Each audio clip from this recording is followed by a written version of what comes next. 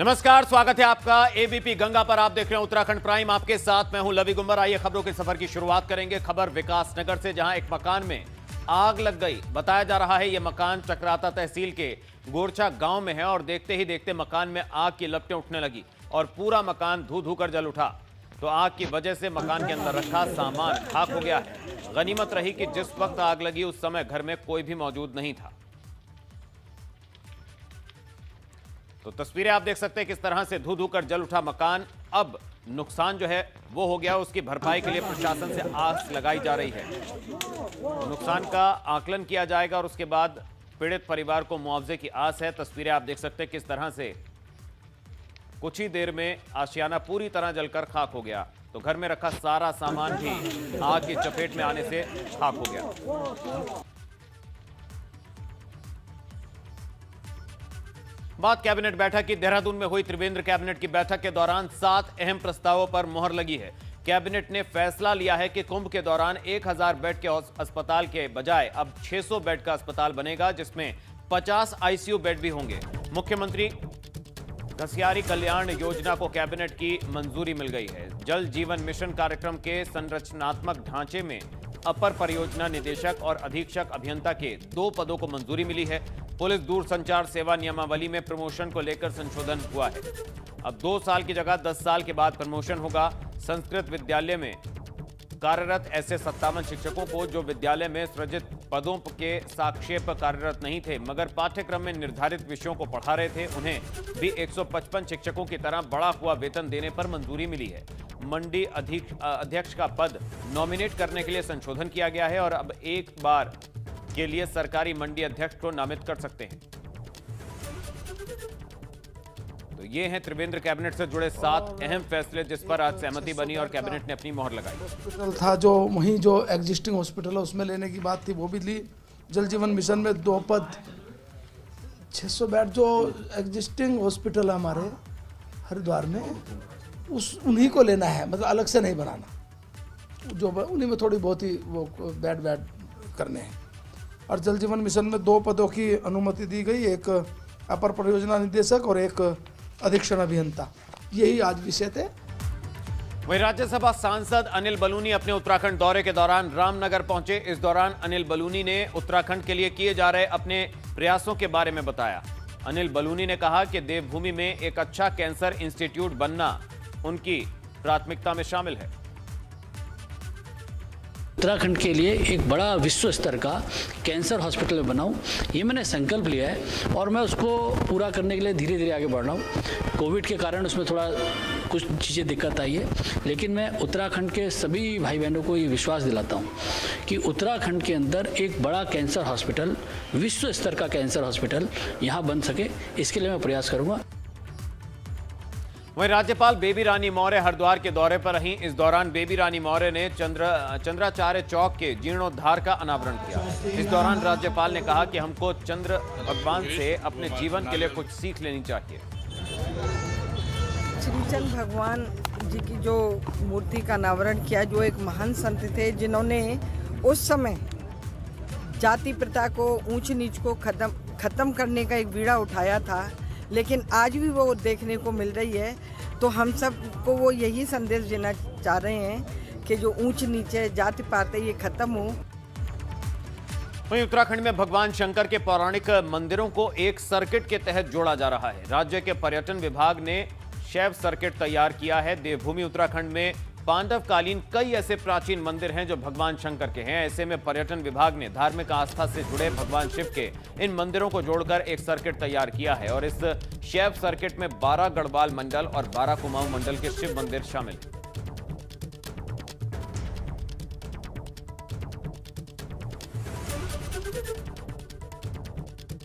देवभूमि उत्तराखंड में शैव सर्किट जो है प्रकाशित किया है और इसमें 12 हमने गढ़वाल मंडल के और 12 कुमाऊं मंडल के प्रमुख स्थानों को लिया है, पौराणिक मंदिरों को लिया है।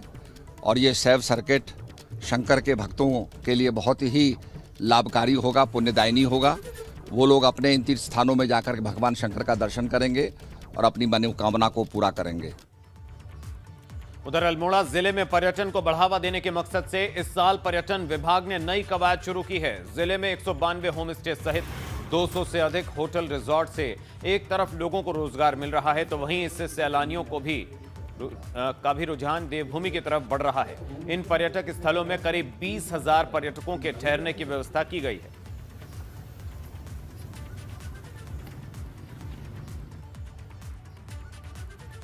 लोगों के लिए पर्यटन के द्वार भी धीरे धीरे खुल गए हैं उत्तराखंड में। तो जनपद में लगभग 190 होम स्टेज हैं और 220 के आसपास होटल्स हैं, छोटे बड़े मिलाकर के। तो लगभग हमारे पास लगभग 15 से 20 हज़ार लोगों के रुकने की पर्याप्त व्यवस्था है अल्मोड़ा में। एक टाइम पर आकर के रुक सकते हैं।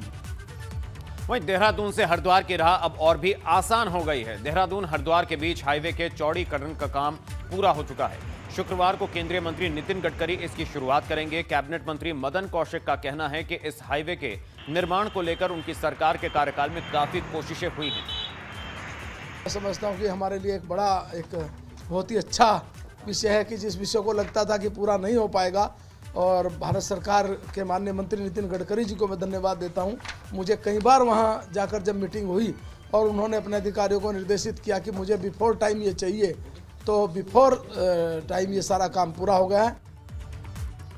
वहीं बड़कोट में सोशल मीडिया पर लड़कियों की आपसी कहासुनी का एक वीडियो वायरल हो रहा है, जिसमें दो लड़कियां आपस में मारपीट करती नजर आ रही हैं। मामला इस कदर बढ़ गया कि आपसी कहासुनी में धक्का मुक्की के साथ लात घूंसे भी चलने लगे। मामला इतना सुर्खियों में आया कि हेलीपैड पर पुलिस जवानों की ड्यूटी लगा दी गई है। आपस में मारपीट कर रही लड़कियों का वीडियो वायरल हो गया, जिसके बाद पुलिस ने भी संज्ञान लिया और हेलीपैड पर पुलिस बल तैनात किया गया।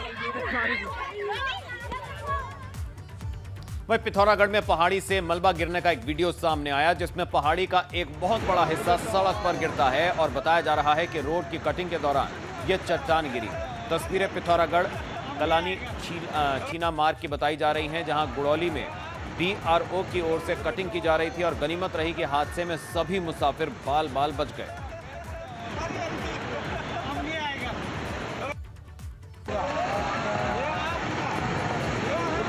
तस्वीरें देखकर अंदाजा लगाया जा सकता है कि कोई भी इसकी चपेट में आ सकता था, हालांकि गनीमत रही कि कोई भी इस हादसे की चपेट में आने से बच गए। केदारनाथ हाईवे पर रुद्रप्रयाग के पास पहाड़ी से बोल्डर और मलबा गिरने से एक मैक्स वाहन क्षतिग्रस्त हो गया। गनीमत रही कि वाहन चालक की समझदारी से सूझबूझ से वाहन नदी में गिरने से बच गया और वाहन में बैठी 10 सवारियां सुरक्षित बच गईं। बाद में किसी तरह वाहन को हाईवे से किनारे करके ट्रैफिक को सुचारू कराया गया।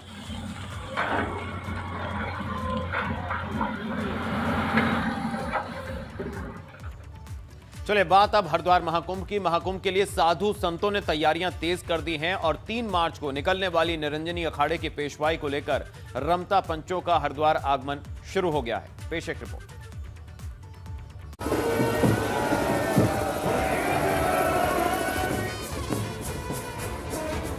महाकुंभ को लेकर धर्म नगरी हरिद्वार में संतों की टोलियां पहुंचने लगी।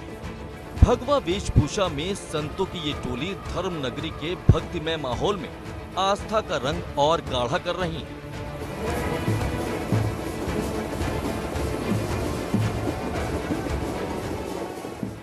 तीन मार्च को निरंजनी अखाड़े की पेशवाई को लेकर अखाड़ों की तरफ से तैयारियां शुरू हो गई। रमता पंच धर्म नगरी पहुंचने लगे हैं। इनके पहुंचते ही माना जा रहा है कि कुंभ की शुरुआत भी हो गई है। नगर प्रवेश है। ये रात तक हमारे सभी नागा और साधु इकट्ठे होकर के यहीं रुके थे। अब आज से मेला की शुरुआत है। 3 तारीख को हमारी भव्य शोभा यात्रा, आज तक ऐसी हुई नहीं होगी। महाराष्ट्र का बैंड आ रहा है जो मोहित कर देगा। हेलीकॉप्टर रहेगा, ड्रोन रहेंगे जो फूलों की बरसात करेंगे। पेशवाई से पहले अखाड़ों की तरफ से शहर में भ्रमण किया गया। कुंभ के दौरान अखाड़ों के यही साधु संत खास पहचान होते हैं। अब कुंभ में इनके आगमन से धर्म नगरी कुंभमयी नजर आने लगी।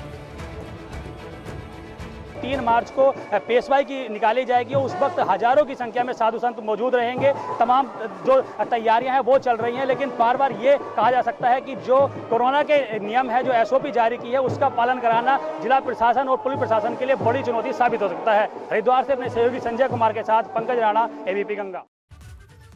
एक तरफ साधु संत कुंभ की तैयारियों में जुटे हुए हैं तो वहीं गंगा सभा भी कुंभ के लिए पूरी तरह से तैयार है। गंगा सभा ने धर्म ध्वजा के साथ पेशवाई निकाली, जिसमें हजारों की संख्या में तीर्थ पुरोहित और पंडित शामिल हुए। गंगा सभा ने हर की पौड़ी पर धर्म ध्वजा स्थापित कर शांति का संदेश दिया है कि विश्व में शांति, अमन, प्रियता और सनातन परंपरा का संदेश देने वाला हर की पौड़ी क्षेत्र अपने आप में एक विशेष ध्वजा के साथ, विशेष परंपराओं के साथ अपनी प्रतिष्ठा का एक विशेष प्रारंभ करने जा। तो हरिद्वार में महाकुंभ के लिए रमता पंचों का आगमन शुरू हो गया है। अखाड़ों में रमता पंचों के आने के बाद कुंभ की शुरुआत विधिवत रूप से मान ली जाती है, मगर धर्म नगरी में संतों के ठहरने के लिए की गई व्यवस्था से संत नाखुश हैं। उनका कहना है कि सरकार ने कुंभ को लेकर किसी भी तरह की व्यवस्था नहीं की है, जबकि केंद्र सरकार से इसके लिए अच्छा खासा बजट भी मिला है। कर क्या रहे हैं? 12,000 करोड़ रुपया सेंट्रल गवर्नमेंट रिलीज हुआ कुंभ मेले के लिए। आज तक क्या व्यवस्था दी आप हमको? 380 करोड़ रुपया 2018 में आ चुका था आपके अकाउंट में, पीडब्ल्यूडी डिपार्टमेंट में। कहाँ गई सड़कें, कहाँ गई रोडें, क्या व्यवस्था आपकी? क्यों गए थे हमारे पास 19 में आप निमंत्रण देने के लिए? हम आपको साथ भी दे सकते हैं और बचा भी सकते हैं। तो देश के कुछ राज्यों में एक बार फिर से जिस तरह से कोरोना बढ़ रहा है, उससे उत्तराखंड की भी चिंता बढ़ गई है। दरअसल हरिद्वार में कुंभ जैसा बड़ा आयोजन होने जा रहा है। ऐसे में चिंता इस बात को लेकर भी है कि इतनी भीड़ के दौरान कोरोना की गाइडलाइंस का पालन आखिर कैसे होगा। इस पर मुख्य सचिव का कहना है कि इसके लिए सरकार पूरी तरह से गंभीर है। वहीं आईजी महाकुंभ संजय गुंजियाल ने कहा कि जो भी एसओपी जारी की गई है उसी के मुताबिक काम होगा। चुनौती तो है ही, और उस चुनौती से निपटने के लिए व्यवस्थाएं हैं। फिर भी भारत सरकार के गाइडलाइंस की हम प्रतीक्षा कर रहे हैं। हम अपने स्तर पर प्रतिबंधित नहीं कर सकते। प्रथम शाही स्नान जो कि महाशिवरात्रि है वो 11 मार्च को है, और ये परंपरागत रूप में सन्यासी अखाड़ों का ये शाही स्नान है। तो इसमें जितने भी कुंभ अवधि के दौरान या जो नोटिफिकेशन के बाद जिस तरह की व्यवस्था रहती है वो पूरी व्यवस्था सारी रहेगी, और इसमें चाहे पुलिस बल को लेके हो या मजिस्ट्रेट और जितनी भी हमारी जो अन्य व्यवस्था जो प्रथम शाही स्नान में किया जाता है उसमें कहीं भी किसी स्तर पे कोई कमी नहीं किया जाएगा। वहीं उत्तराखंड के व्यापारियों का भी कहना है कि कोरोना की वजह से उनका व्यापार चौपट हुआ था, इसलिए सरकार को उनकी आर्थिक मदद करनी चाहिए। व्यापारी इस बात से भी नाराज हैं कि कुंभ के दौरान कोविड के नियमों में कोई ढील नहीं दी गई। सूरी हो, नैनीताल हो, ऋषिकेश हो, हरिद्वार हो या पर्यटक अल्मोड़ा हो, रानीखेत हो, सब टूट गया, बर्बाद हो गया। तो हम सरकार से मांग कर रहे हैं कि किसानों और मजदूरों की, अखाड़ों की जिस तरह आपने आर्थिक सहायता की है, इसी तर्ज पर व्यापारियों को भी 1-1 लाख रुपए सीधा आर्थिक पैकेज की घोषणा करके हमारे खातों में डाले जाएं।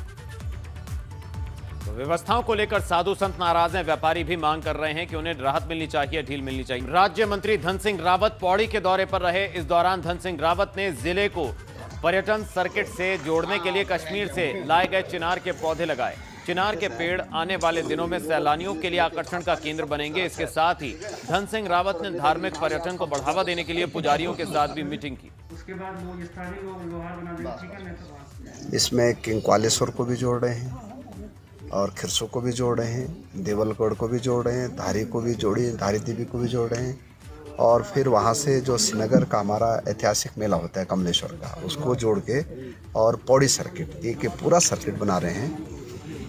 और इसमें हमारे जिला प्रशासन ने और पर्यटन विभाग ने काफ़ी होमवर्क कर दिया है। इसका बहुत जल्दी एक प्रेजेंटेशन हम सब लोगों को देने वाले हैं। वहीं टिहरी जिले में नशे के खिलाफ पुलिस का अभियान चल रहा है। 18 दिसंबर से 22 फरवरी तक चरस और स्मैक के 16 मुकदमे दर्ज कर 8 किलो 59 ग्राम चरस और करीब 28 ग्राम स्मैक बरामद की गई है, जबकि 17 लोगों की गिरफ्तारी हो चुकी है। वहीं अवैध शराब के 31 मामले और 31 लोगों की गिरफ्तारी की जा चुकी है।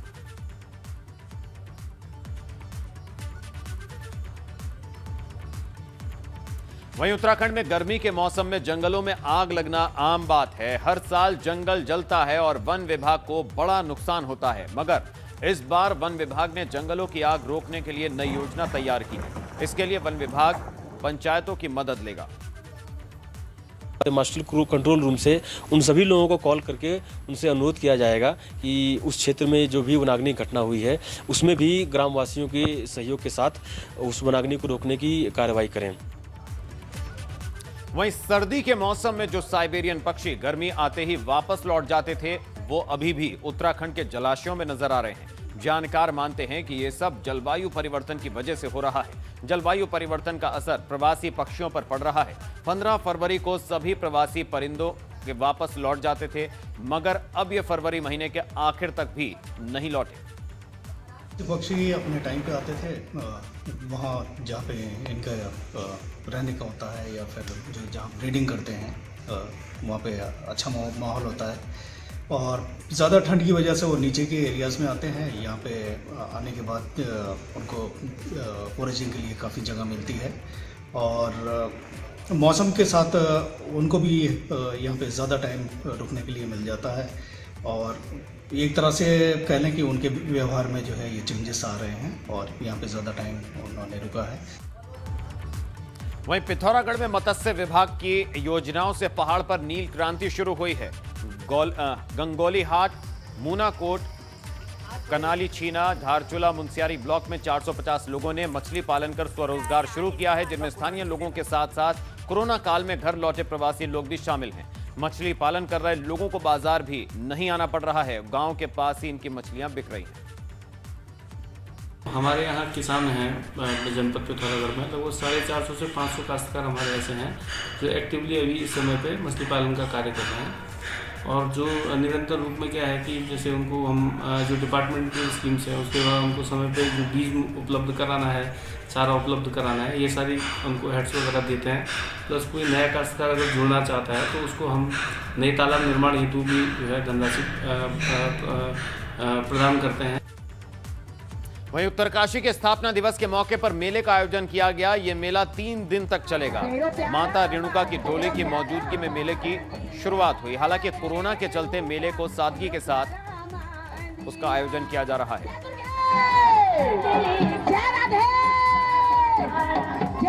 बार कोरोना काल की वजह से हमने इसको सूक्ष्म रूप दिया है, जिसमें हमारे यहाँ जो लोकल की देवी डोलियाँ वगैरह आई हैं उनकी हमने पूजा अर्चना की है। और हम चाहते हैं कि कोरोना महामारी है जल्दी से जल्द समाप्त हो और हम अपने पुराने जीवन में दोबारा से जल्दी लौटें। और इसी के साथ उत्तराखंड प्राइम में अभी बस इतना ही। दीजिए इजाजत, नमस्कार।